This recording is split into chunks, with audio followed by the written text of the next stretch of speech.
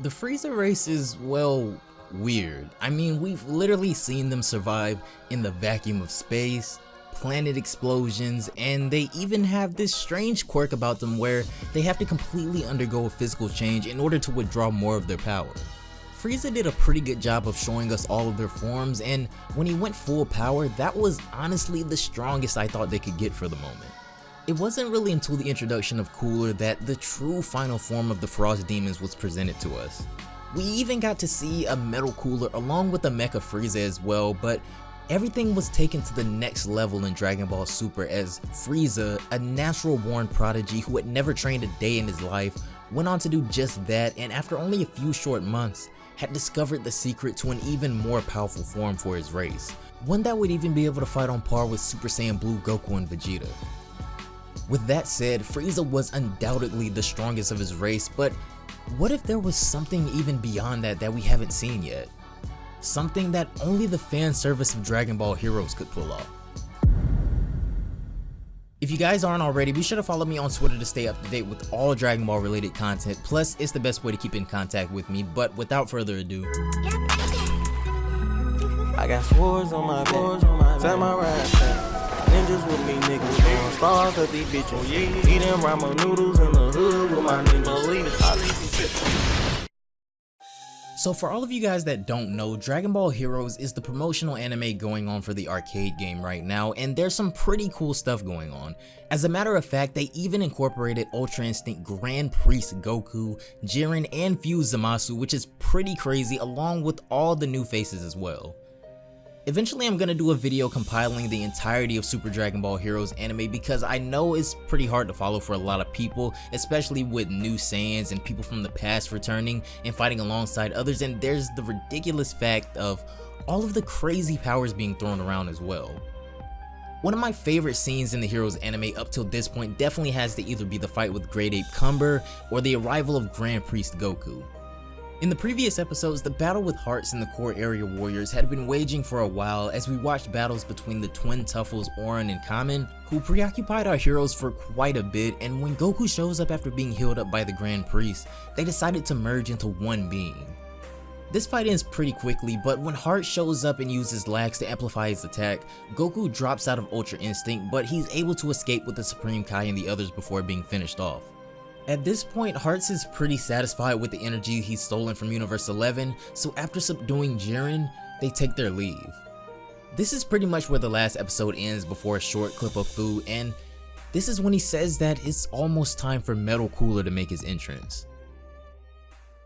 This is where the latest episode begins, and it starts off almost immediately in Universe 7 as we see the core area warriors in a standoff with the Z-Fighters on Earth. Piccolo and 17 take on Kamen and Orin as Trunks heads straight towards Fuse Zamasu with Vegeta tailing him, and of course, that leaves Hearts to Goku. Everything seems to be going according to plan to Fu as he watches on at the show being displayed as his core area warriors seem to be holding up pretty well in Universe 7. But in Universe 3, a dynamic battle is taking place. A battle even more amusing to Fu than focusing on Goku. In Universe 3, we find Metal Cooler in a full-on battle with the evil Saiyan Cumber, and if you told me before this episode that Cooler was a match for Cumber, I'd definitely say you're a liar, but this Metal Cooler is new and improved beyond anything we could have ever imagined, as even Cumber remarks at how it seems foolish to want to turn into a machine, but Cooler just smirks as he confirms that he's gained quite a few powers along the way. This is Golden Metal Cooler. Being pretty evenly matched beforehand, even with Cumber in his Super Saiyan form, when Cooler decides to unleash his true power, he gains an overwhelming advantage over the Saiyan as his power multiplies to dangerous levels. At this point, Cumber can't even touch him as Cooler easily just dodges all of his attacks and sends him flying into the ground. After becoming faster, stronger, and much more dangerous than ever before, Cooler sets to finish off Cumber finally, but a sharp pain out of nowhere overwhelms Cooler as it seems that use of the golden form and the toll it takes on the body can harm even machines. However, he's still able to launch his triple supernova attack in time, although Cumber does survive. At first take, Golden Metal Cooler definitely seems like a bit of a stretch, but I honestly like the way they pulled it off in this episode. Even down to the quirks of the transformation, as we already know from previous reference, the golden form takes an insane amount of toll on the body until Frieza is able to perfect it, and it seems like that's also the case with Golden Metal Cooler as well, as Fu states that he seemed to overheat a little bit, which is why he didn't necessarily finish off Cumber.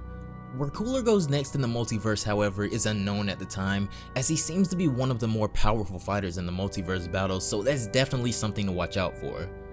The episode pretty much ends back in Universe 7 as we see Hearts looking to get serious as he powers up. Who knows what other kinds of strange powers he has, but I'm sure we'll find out in the next few months or whatever when Heroes decides to come back with another episode, hopefully before the end of the summer. That's gonna do it for this one though, guys. I hope you all enjoyed the video. As always, remember Super Dragon Ball Heroes is a promotional anime and in no way is canon to the original series, so keep that in mind when watching these because this show does get crazy. But anyways, down below in the comments, let me know what you think of Golden Metal Cooler and what's next for Goku and Hearts in Universe 7. And it looks like he's gonna be a problem if this isn't even his perfect golden form. But anyways, don't forget to follow me on Twitch and Twitter to stay up to date with all Dragon Ball related content and news. Links will be on the screen and down below. Have a great day, and I will see you all in the next one. Bye, guys.